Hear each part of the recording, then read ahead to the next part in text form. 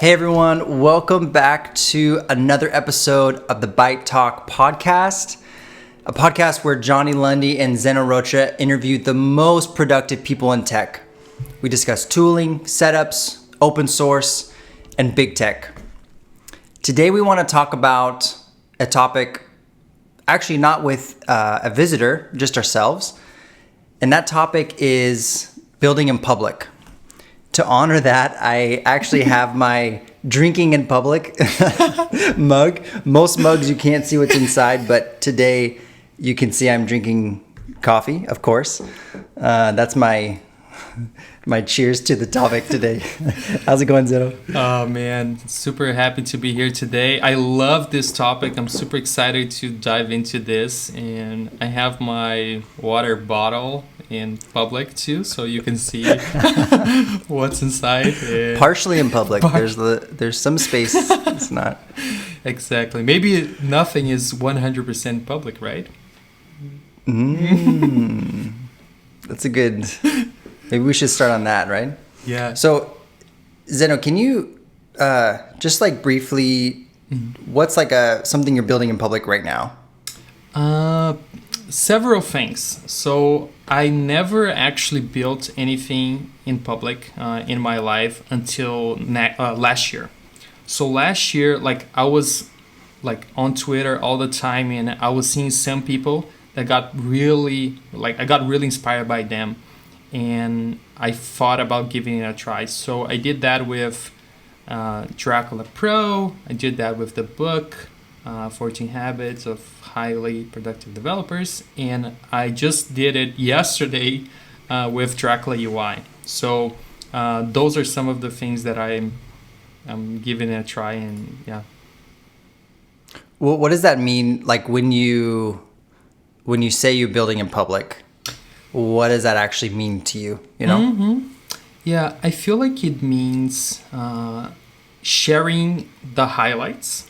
So that's definitely one thing, like sharing the milestones, and those can be the highlights and the low points too, right? Because if you're just sharing like what's good, then it comes across as you're just showing off. You're not really bringing value to your audience. You just want to say, hey, I'm successful, and like, hey, give me some attention. And that's not what this is about. So I feel like that'll be an important piece, and also being transparent as possible, like a radical transparency policy with whatever you try to do. So that means different things for different people. If you are selling a book, it means like sharing how many copies you're selling. If you're building something paid, that means maybe sharing your sales numbers. So yeah, at least that's how I perceive this. Because there's been some, like I feel like it varies a lot. Every like what the project is and who the founder or creator is, what the industry is. You may, or like building in public can either be a fuel for your project, because the people you're building in front of are also your customers. And maybe that's a good thing, or maybe that's a bad thing. Or maybe they're not your customers and they're just other entrepreneurs that it could become a distraction, you know? Have you felt that it's become a distraction at all as you've built those different projects? I can truly see the benefits. Both in my case, the audience is also the consumers too. So in my case, like I can translate sharing those with actual sales numbers. But in any case, like despite of that, I feel like you learn so much by putting yourself out there, knowing yourself, knowing your limits, and knowing your weaknesses. And it's really, really difficult. But I feel like, I don't know. It's tricky. It's tricky. But I remember one of the things that I really wanted to ask Jeff on our last podcast was about this article that he wrote. The article is called "When in Doubt, Make It Public." This is an article from 2007, and he was saying how like different like people try to create those products and transform things that were previously private into something that is public now. And then he links another article, and that's in that one. Let me get the date correct. That's also from 2007. It's called "Public and Permanent" by Jason Koch, and he was like making this parallel of products that transform different things. So like YouTube made home videos public, GitHub source code public, Spotify music taste public, and even with some recent apps like Venmo, right? So here in the US, Venmo is a super popular app where you can transfer money from one friend to the other. I can transfer money to Jonni, and then he like that transaction is public for other people. So it goes to a really extreme, right? Have you ever thought that your financial transactions will be public? I make them all private on Venmo. Well, you don't want people to know that you had sushi with someone, right? I'm a fighter. Yeah, I don't want to see that someone's paying. I'm paying you to get coffee. It's too private. Yeah, but I remember actually the first time joining Venmo and just thinking, like, it kind of blew my mind that it was a very intentional part of the product. Yep. It wasn't just okay, we put it there. It was almost they were trying to make a social media, in one sense, out of financial transactions. Which I'm sure if you pitched to someone before, it would sound completely crazy, but I mean it worked. Yeah. And I enjoy, so even though I keep most of mine private, I love looking at other people's transactions. Like there's something about it that's really engaging. So I feel like dollar signs are something that it's so personal. Like anything that is financial is so personal. But at the same time, it's so interesting. Like everybody wants to know, like how much money that other person makes, and like how that other person is spending money. We all have that curiosity. Like imagine like going in on Elon Musk's bank account and seeing his transactions. You know, like imagine how crazy that would be.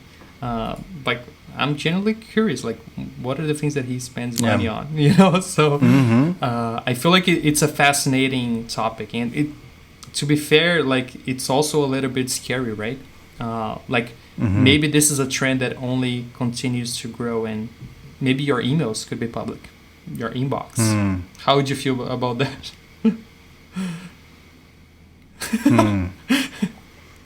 I mean, yeah. I mean, I guess if my financial transactions aren't public, probably I would choose to opt out for my emails too. That reminds me though of Buffer, because they're a very public company, and on a lot of different levels. And they're not the first to do this. I was actually just reading Whole Foods made their salaries, all the salaries of their employees public in like 1988. Wow. Really? I'll double check that. So way before it was like cool, you know? But Buffer is one of those today that a lot of people know about and making, I was just on there the other day. You could see, you know, the CEO made whatever, 350,000 and you can see everyone. And I was talking to a few people at our work about like what would you think about that, you know, what would you think if your salary was if we could just see each other's salary, what would that do to morale? And I don't know, I have mixed feelings about it. I can see a lot of benefit, and actually one person I asked said that it's a lot more common in other countries. So like in some of the Latin American countries, maybe it's just like a more like friendly, communal cultures, that's just like it's not a weird thing, you know? But I feel like in America, we're our default is pretty individual, like you kind of protect yourself and you know, and that kind of thing. So it's maybe more strange here, but would it be weird to you? Like, cause you're from Brazil. So I don't know if that would feel like, maybe it's more weird to me, but for you it'd be like, oh yeah, like if that was the way the company did it, like cool. No, it would be super weird. Like, it would be insane, man. Like, I can't even imagine. Because, like, I had the exact same feeling as you. Like, today, like, at lunch, I was looking at Buffer's salary transparency page. And I felt like, oh, that's so cool. I can see, like, all the VPs and the CEO, all the C-levels. And it was really cool to see, like, okay, how their job role and their location affect their compensation. But then I started to like scroll down. And then as I scrolled down, I started to think about like myself working at this company and having my salary transparent for anybody, right? So my friends could log in and see how much I make. So that's really scary from one sense. But at the same time, I can totally see the value. Like, I feel like that might create like a sense of trust and even accountability among peers. Like, okay, there's this guy that we all know that makes a lot more money than everybody else, and he's doing nothing, right? So I feel like maybe it creates like this network of trust. What do you think about that?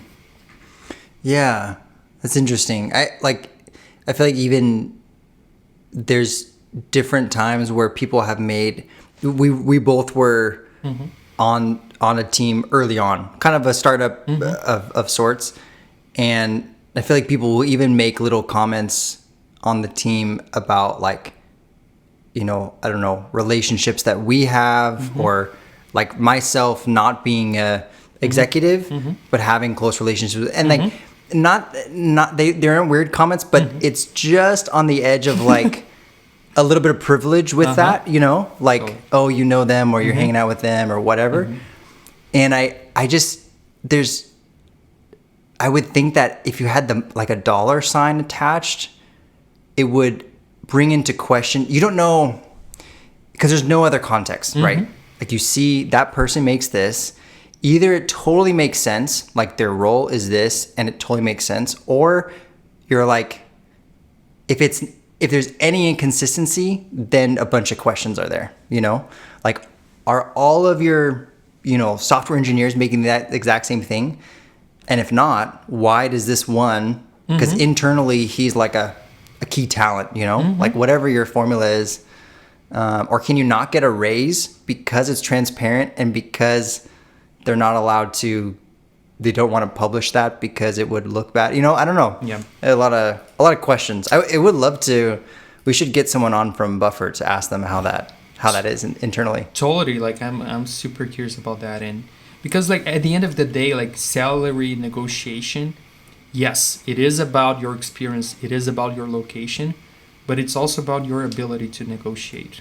So if you take that element out of the equation, now how do you, like, maybe someone, like, it's like they know their value, they know how important they are, they know their, like, the value they can bring to the company and the value they can bring to other companies if they decide to leave, and they can leverage that as something to get a raise, right? And you remove that component, it's really interesting, like, what is the effect that it has inside the company, you know? I don't know, does that make it easier to attract top talent, or does that make it harder? Or it doesn't make any difference? Yeah.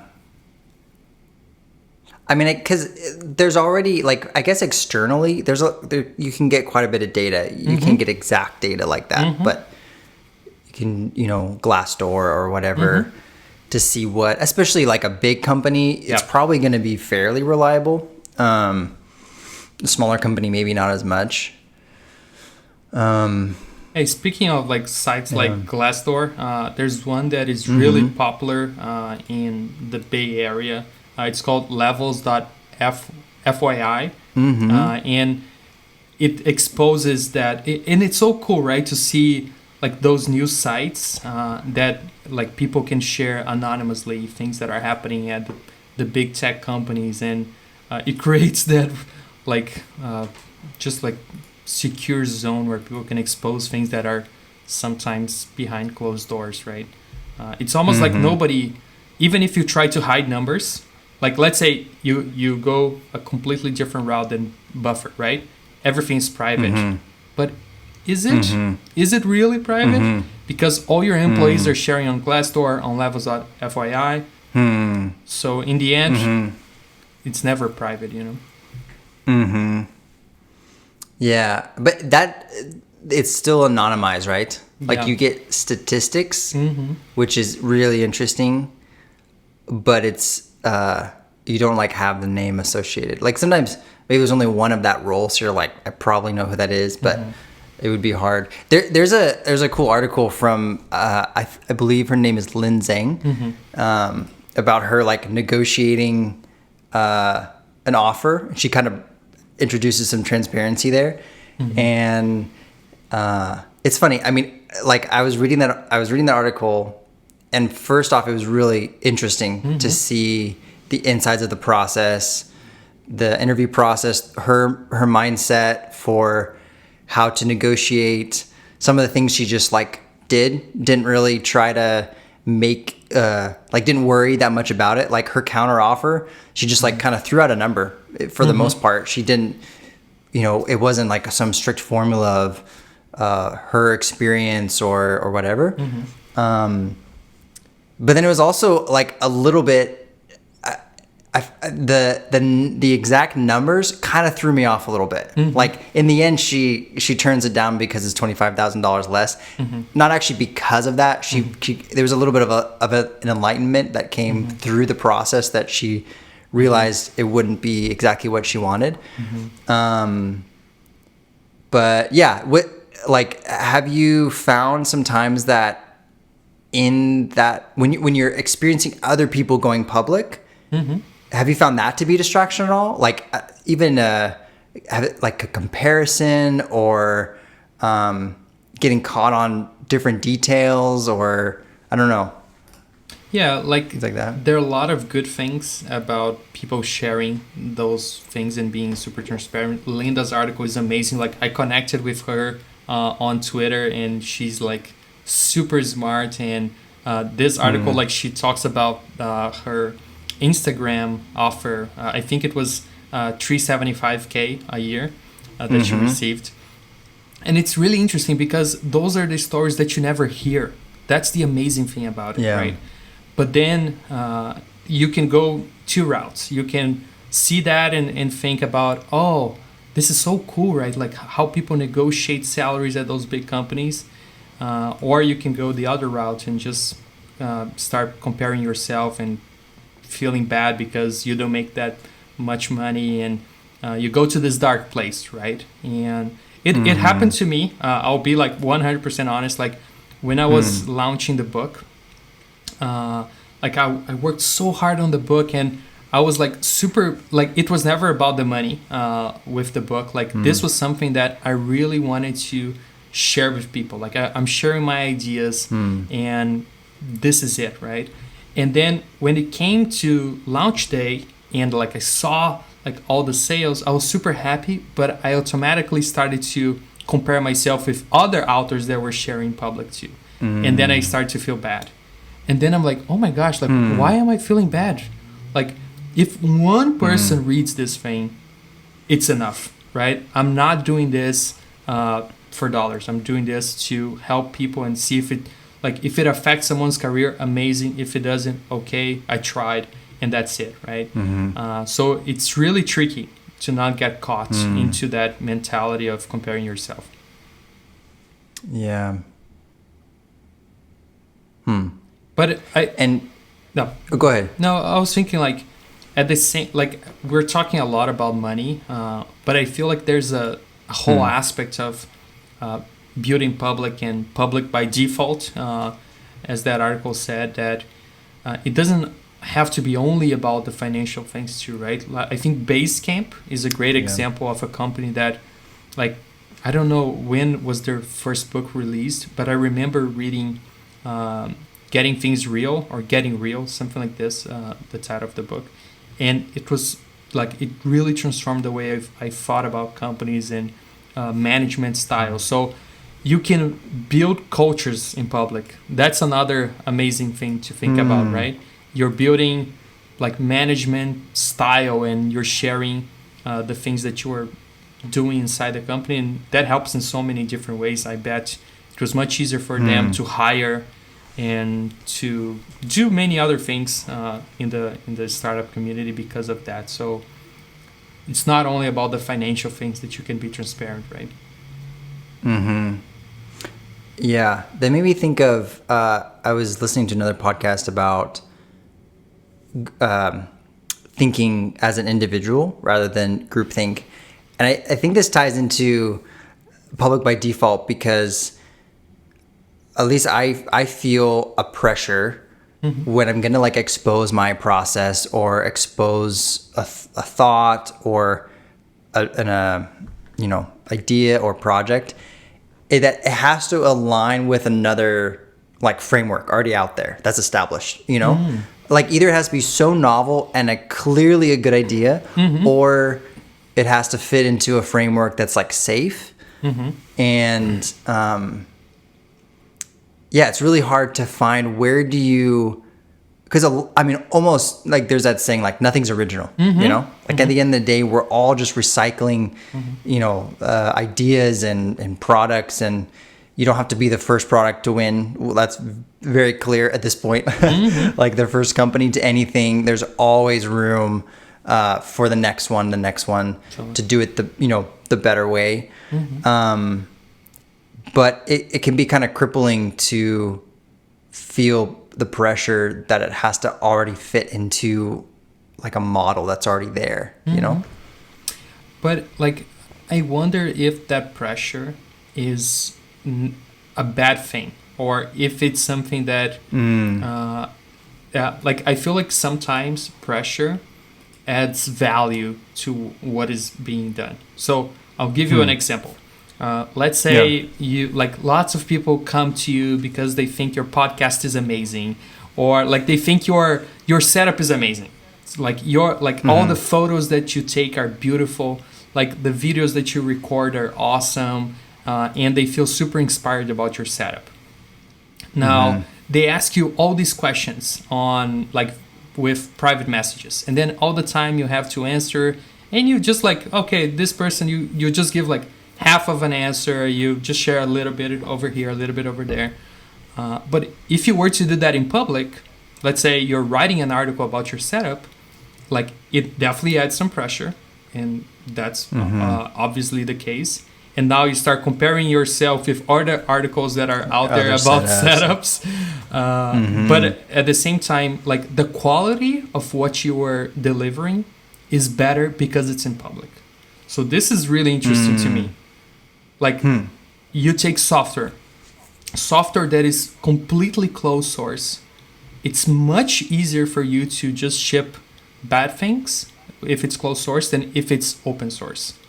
And I feel like answers, it's much easier to give bad answers and shitty answers in private than doing like just public answers. Like the bar of quality would be much higher if it was public. Do you agree? So I feel like that goes back to just goes to the accountability portion, which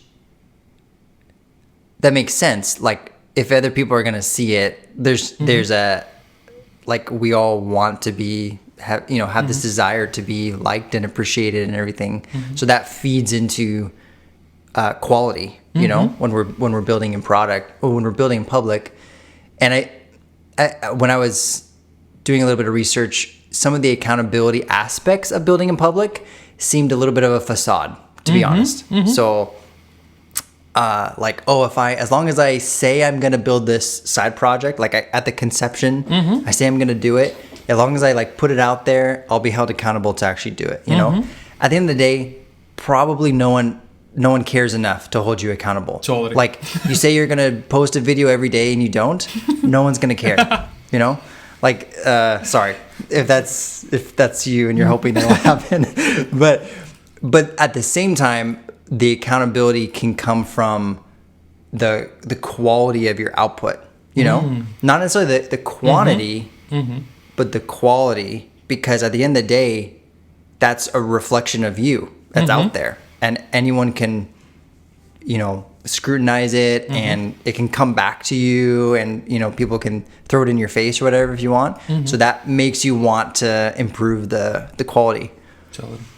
Yeah, I don't think it's only about that feeling of wanting to be liked, and almost like a narcissist feeling where we're feeling the pressure of doing something good because it's public, because we want to look good. I do think there's a difference in quality in terms of just like you have 10 people asking you about your setup, you might write a better article about this because you want to cover all the use cases, and you don't want to answer the same question every single time. So you do something that is more complete because of that. So there's so many different things that goes into that, right? It's crazy. Yeah, and you even do like maybe just take yourself more seriously. You know, like you maybe do a little bit more research. You look at kind of the market of other articles of desk setups, you know, and you get some ideas, and like, oh, I actually really like this one. I didn't like this one. How could I take that and then create my own version of it? Exactly. Like take this podcast. We could just like keep talking about this topic, but because it's public, we had to do a little bit of research. That way we knew what we're talking about. So I feel like it's that's why I feel like it's so nice, like regardless of what you are being transparent about, the fact that you are transparent about something, right? So it doesn't really matter. If it's financial, it's cool because that's something that everybody struggles and everybody's curious about money, right? Like it doesn't matter who you are. Like if you say, hey, I made X in the last 24 hours, it doesn't matter if you're a teacher, like a software engineer, it doesn't really matter. Like people, it will caught people's attention. So, but if you don't have anything financial to share and you are worried about that, and you should be worried, there are many things that is bad about sharing public too, right? We're just talking about the good things so far. But there's definitely bad stuff too. What do you see as some of the bad? Like, let's say we're sharing financial stuff. One thing that is really tricky is let's say you use your social media to do that, because there are many different channels that you can share. If you only share within your company's blog, you're gonna be really limited to a certain audience, and you're gonna create trust with that audience, but that's really scoped to who already follows you, let's say. But if you want to attract new audiences, now you need to be out there. So it can be sharing on Twitter, it can be sharing on Instagram, LinkedIn, all those places, Facebook. So when you share on those, now you have all like your friends from high school who are following you like since 10 years ago. You have your family, your parents, like your cousins, your uncles, like all these random people that... And like ex-girlfriends. Ex-girlfriends, yeah. Like imagine how crazy this is, right? Yeah. So like it's really like it puts you in a really vulnerable position where like people don't like usually share those things. So that's really tricky, because then like we go for like your Christmas party and then like your family like knows that you made X amount of money, right? So maybe that adds a little bit of pressure. Or like you just got a bonus. Yeah. And then you got him like this gift, you know, like, okay, what is that? What does that mean? You know? Exactly. And then comparing yourself, as we already said, It's tricky. It's not the easiest thing to do for sure. Yeah, I feel like there's a temptation to share only the good, like you were saying, sharing the highlights. And ideally, if we're I don't know if there's a standard or like a guidelines for like the right way to share in public, but if it's really based on transparency, it would be the highlights and the lowlights, right? It would actually be the full picture. I agree. But I feel like the tendency is to really leverage the highlights, like go public when it's advantageous to you, and then you go private when it's not. Like if you're a SaaS company and you just start and everything's going well and you start sharing your numbers and your like MRR and your users and everything, and then what happens if you start having a ton of churn? Yep. Like that will then what if you're a customer looking at this and you're like, oh my gosh, they just told me that they lost like 10% of their user base last month. Obviously there's something going on that's making people leave. And then if you stop sharing, like what is there almost like I wonder if there's almost an ethics dilemma to sharing in public, like your motivation, what are you trying to achieve by this? Is it genuine trying to help other people, or is it just your ego, wanting to promote yourself and your accomplishments? Or is it, just maybe that's mainly it. Like, is it for your interest only to promote your things or to grow your things, or is it really to help other people learn and not make the same mistakes that you do and things like that? Yeah, like the guy who started this whole startup movement. So basically, one of the things that really caught people's attention in the last couple of years is like there's a group of people who are like building these sites, and they usually have like something.com/open. So they have this dedicated page where they show all the numbers. So I don't know exactly who created this, but I think one of the first people doing that was the founder of Ghost, which is a WordPress alternative software. And if you look at this dashboard, they do have churn as one of the metrics there. Yeah. And it's super scary. Like if things are going well and the chart is trending up, then it's super easy to be transparent, right? But if at some point it goes down, it's definitely really difficult. So there are ways that you can minimize that if you are like just showing accumulative sales data. It never goes down. So that's one thing. If you're showing frequency, you're seeing the highlights and the lowlights. But if there is a template, if there is a pattern to follow, I would say Yongfook, I think that's how you pronounce his name, the guy who created Bannerbear. He made this whole page telling the journey from 0 to 10K MRR. And the 10K MRR is a really interesting, milestone that people are really fascinated, because that means like you're making 120K a year.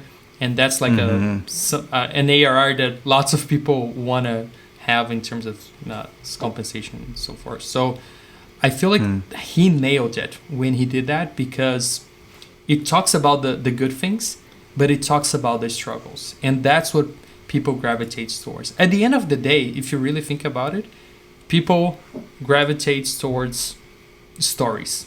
And stories, like, they are not always good, Every hero has their struggles. They have their demons that they need to face. And if you follow that arch, I feel like then that's the template, in my opinion. Yeah, if you think about it too, we do this internally too. Like we have an all hands, we have a company-wide meeting, and there's a sense of like either you take it totally like headstrong and you just try to you explain it, like things aren't going well and this is why. And there's a transparency that this is, just like actionable. This is what we're doing to fix it, or this is why these things are out of our control or whatever. Or you kind of keep a, status quo of like, well, these are the numbers that we want to highlight because they're going well. And then we'll highlight over here. But I think regardless of like the size of the public aspect, whether it's public to the whole world or even just public within your team, we always have those decisions. Like I have a team of like, it's 2 of us on my team, and I can choose on basically the smallest scale possible to just focus on like promoting whatever I think I need to promote, or show that things are going well, or show that I'm doing well, or I can stay consistent and say like, hey, things are the good and the bad, showing both sides of it. But that doesn't matter on the scale, just, it's like power or money. It just amplifies whatever's already there, Same with audience. Yeah, I feel like we do have a tendency to project this image of being perfect. At least I can say for myself, that's something that I always did in my life. And I was never vulnerable. I was I would never show my weaknesses. I would never show like my struggles. That's something that I always felt that, okay, I need to just like deal with that. Nobody cares about my struggles, so I'm not gonna share with them. And I saw like I got inspired by other leaders like within our company, like our CEO in the way he behaves, in the way he handles those subjects. And that's a way of building in public too, right? But you're building, again, like it's a different kind of asset. You're building trust. So if you're a leader, you can build in public too by being transparent, and it can be the highlights and the lowlights. So that's something that I'm trying to get more used to. And the reason why I say that's the template, like from Bannerbear, because I tried to replicate that for when I did for Dracula, and I tried to like, and it's so hard because we always gravitate towards the good things, and we tend to forget the struggles, And now I always try to think about, okay, I'm sharing this story, and there's definitely a success component to that story, and I think it needs, because at the end of the day, I also want to inspire people, not only scare people. So I want to like share stuff that's inspire them to like, okay, create their own paths and build stuff too, and like make a living doing the things that they love. But you can only do that by like sharing the lowlights too. I feel like that's maybe my main takeaway. Like you don't need to project perfection because nobody's perfect, right? Yeah, it's hard. It's hard, right? I know we even talked about when you were sharing your journey for the book. No, sorry, not the book. Dracula PRO. And you had reached the 100K milestone, and you were sharing like a story page. And as we were talking about it, like we were looking at your dashboards together and like seeing, where everything was and whatever. And there was like a clear success side. And then there was like, we were also talking about like, oh, there's like people who didn't like it and ended up returning it. And there's like a loss there. And you mentioned that on your story. And was it hard to like, was it hard to put that in? And then also was it hard to know like how much you should emphasize it, like you could do a whole like a couple sections and why that happened and all the numbers, or you could just mention like, oh yeah, and there was refunds. I actually can't remember how exactly you laid it out, but no, it was, what was that like? Yeah, definitely that piece about getting refunds, because you don't want to show people that your customers are returning your product, because that's a sign of a bad product. So you like, that's something that you hide as much as you can. Like imagine if Costco opened like their data about how much money how many products they need to return every single day. Yeah, like going through each product shows like, oh, it has a 10% return policy or 50% return. Like, oh my. And imagine how that will affect your purchase decision. That'll be insane. Yeah. That'll be crazy. Yeah. As consumers, we definitely take that into consideration, right? We look at the stars on Amazon, and that's how that's our decision making process. So it was definitely really hard to put that information there.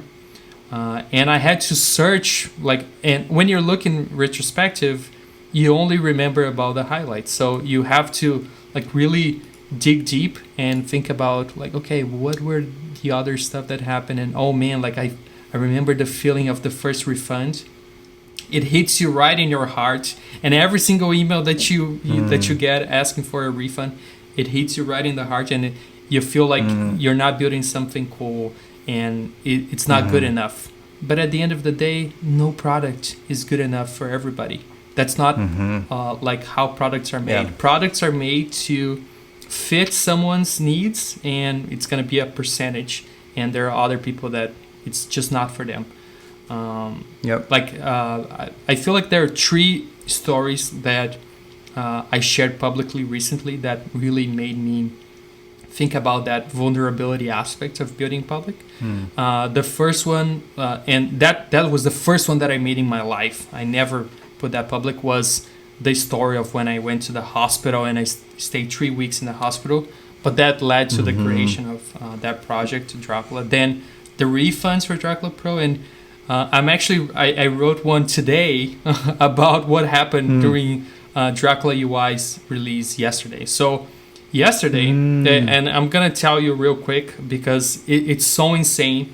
Because think about this: I'm working on this project for 6 months, and I'm planning everything. I'm sharing as I build. I'm doing building public by the book. I share the features and I get people excited about. I made a survey. I made a mailing list. I was nurturing that mailing list over those 6 months, and then I set a date for my launch day. Okay, it's this date and that's it. So I create an email, I schedule to 5:15 a.m. Wednesday 7:15 a.m. Sorry, Wednesday 7:15. So then I wake up, do some stuff, and then around 6:45, MailChimp goes down. I can't access their dashboard. And I'm like, oh man, I wanted to import some other context, and I wanted to make some changes on my email, but I couldn't log in. So it's like, oh man, that's bad. But the email is good enough. It's already scheduled. I don't know if it's going to send or not. Maybe it's not. The whole system is offline. It's not going to send. So I was worried, tracking the incident. As anyone would do. I went to their status page and all that stuff, and then 7:15 all the emails are sent. So I'm like, oh, interesting. I can't access, everything is down, but the emails were sent. So maybe it's a different system internally. Okay, that's fine. At least the emails were sent, right? So I go to the email, I click on the links, and they do some linking tracking, right? Oh no! All the links were broken. All the links were broken. So imagine you prepare yourself for 6 months for that launch day, and then this happens. So man, I was so pissed off. I was so disappointed, and even for my real super small world, my mini world, it affected my business, right? At the end of the day, it affected my launch day. But imagine for other businesses, and what is downtimes and incidents, man. Yeah. Some cost. Man. And I could just not tell that story and say, hey, Dracula UI sold $3,000 in 24 hours. Look how amazing I am. So I could do that, or I can say, hey, I did all this. There is success, awesome, but there are also this struggle that you cannot predict. You can't do anything to change it, and now you face yourself on that situation. So yeah, it's so hard. Wow.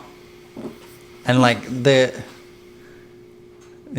that's a whole other we could go into that whole situation, the different details there, but yeah, it's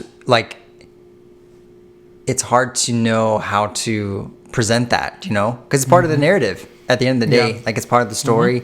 You don't know what it would have been.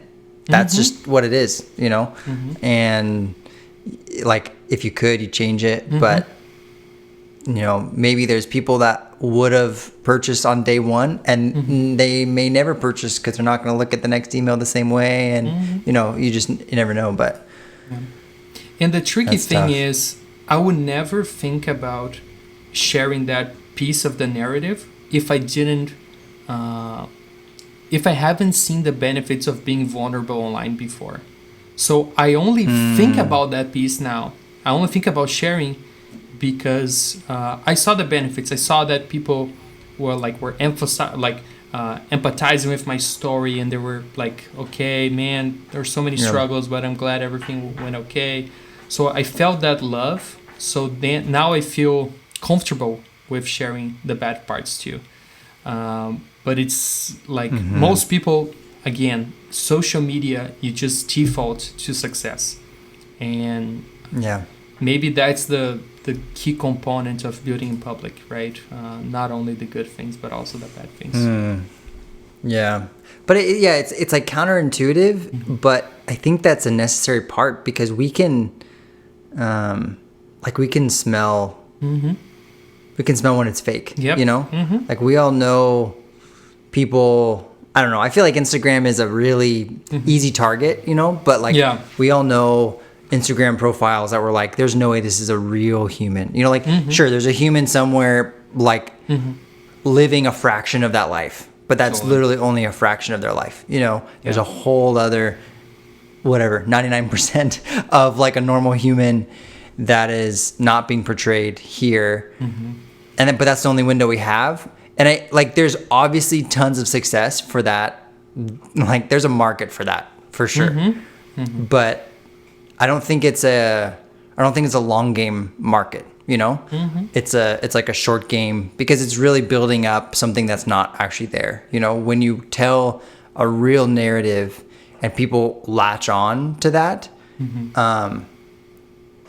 I think that they're more likely to stay in for the long haul and to be interested in things that are coming in new that may not be totally related to the last thing, but they're invested in the person, and they've gotten to know you as a creator, and they are excited about not just your past story that they learned about and had that human connection, but also your future story. No, totally. Yeah. So my question to you now is, are you going to build in public, Jonni, after this podcast? Yeah, I feel like we should give a little bit of...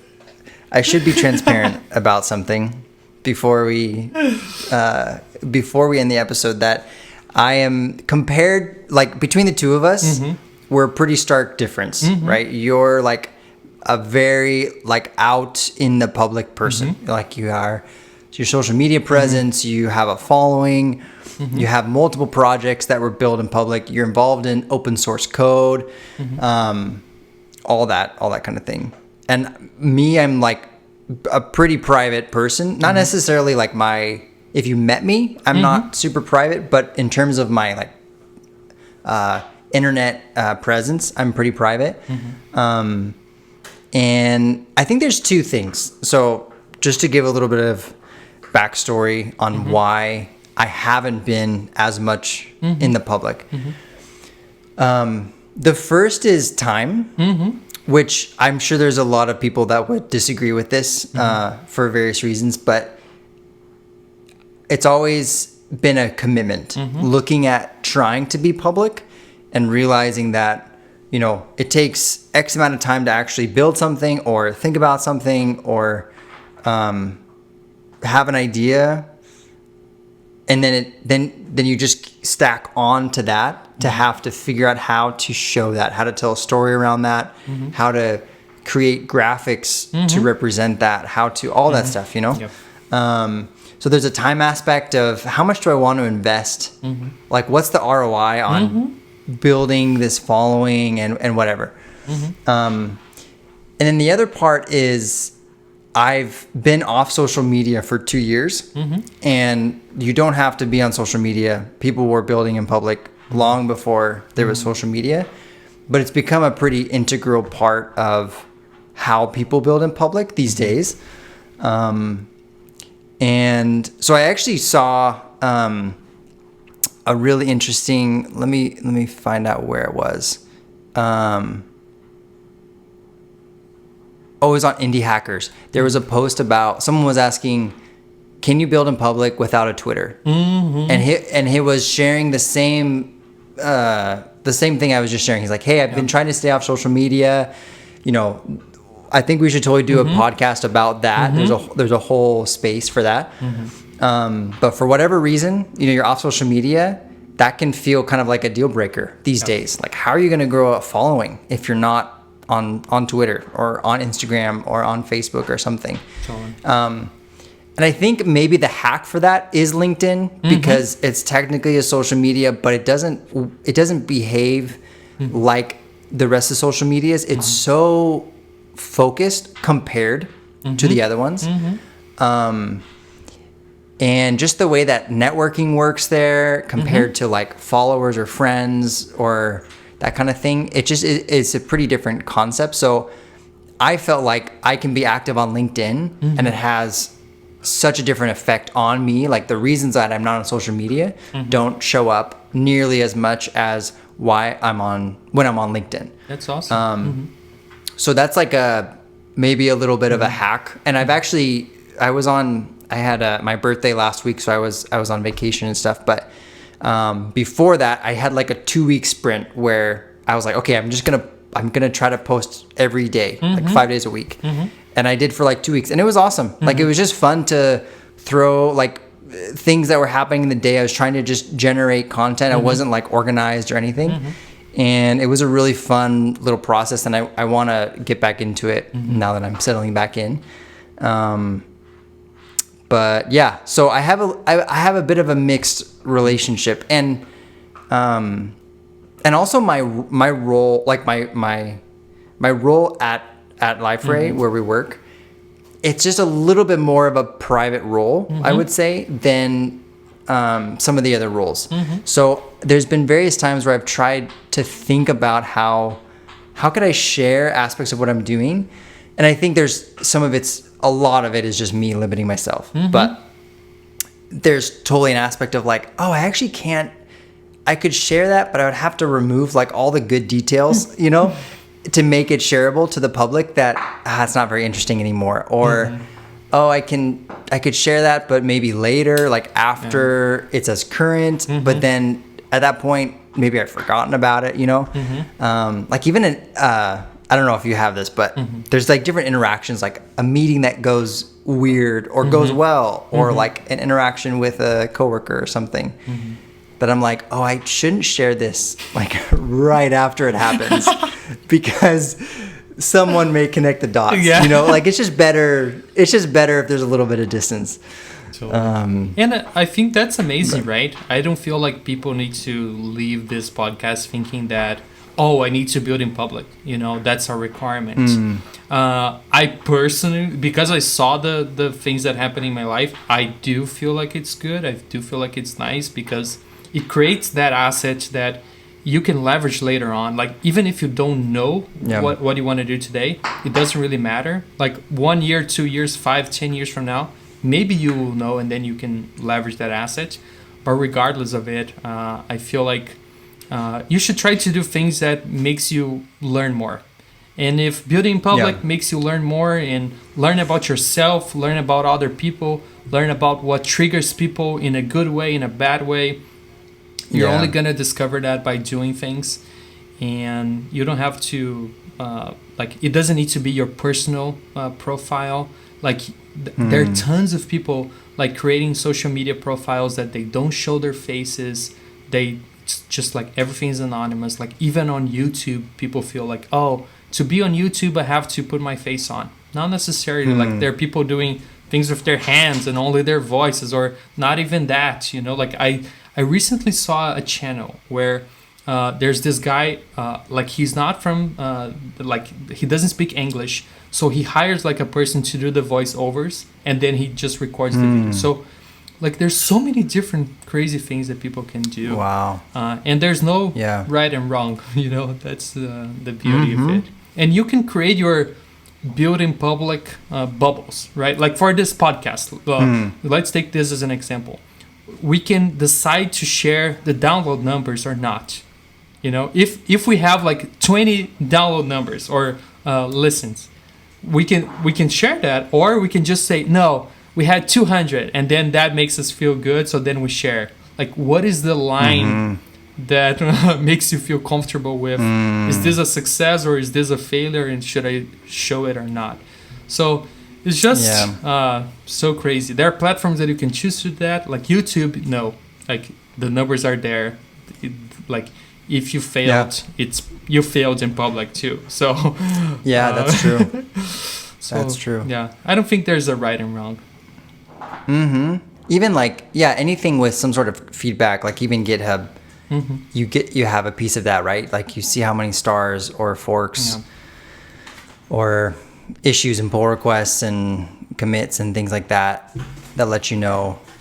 But how do you view being in public as a person, as opposed to being like building in public just for your product or just for your company or just for your side project? You see, from what I know of you, you like to merge those to some degree.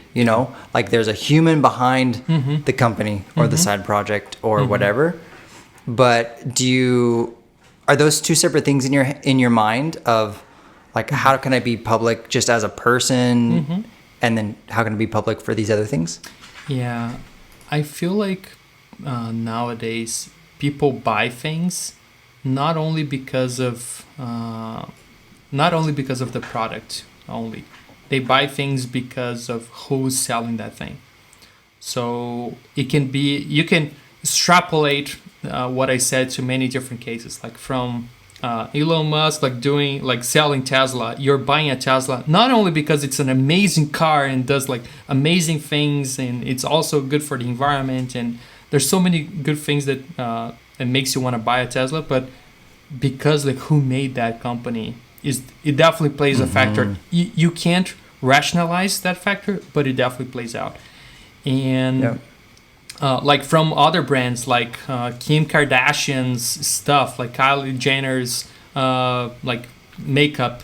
So you buy because that person is attached, and I feel like that perpetuates through every single product out there, even open source projects, developer products, like things that you buy online. So I feel like it's important to insert that personal touch into everything that you do. But it's definitely not a requirement. There are a lot of people that are not showing their faces, and like they still make a lot of money. They still make a great living, and they have amazing things, and you don't know their names. Yeah, that's true. But it can definitely help in a lot of ways, but especially jumpstart something if you have that influence and credibility already, and you're like, hey, I'm starting this new thing, and everyone's like, okay, they've done like 3 or 4 things already that are solid, and it just makes it a little bit smoother to bring over what you've already built into that. But it's not a foolproof thing. It just it maybe just helps get the engine started potentially. Yeah, there's nothing more powerful than social proof, and it can be just like, oh, there are thousands of people bought your product, and because of that, I'm leaning towards buying that new thing too. Or like if like now there's like a trend with websites putting video testimonials, not only written testimonials, because they are more personal, they're more engaging. So okay, there's social proof there, and that makes you buy. Or a friend tells you, hey, this is a good product. This is enough social proof that you can make a huge life decision based on that. Like, oh, this car is amazing. Oh, okay, I'm buying that car. So I feel like there's so many different levels. And yeah, dude, I hope this was helpful for people out there. And yeah, build in public, don't build in public, try it out and see how it goes. Jonni, I'm not hearing you right now. Oh my gosh. Now I'm hearing you. Wow, I just muted myself. That's a good like way to send off people, you know, like just try it. It's not the only way to do things, but it would be sad, I think, to not try it, especially now where it's so easy to do. It's so easy to just try. Like try for 3 to 6 months, you know, try building in public. Yeah. If it doesn't work, then build everything else in private, you know. Yeah. But nobody why will not try? remember. Nobody will care. So do it or don't do it. At the end of the day, you're the only one who is going to learn from that experience or not. So, yeah. That's right. Okay. See you next time, everyone. See ya.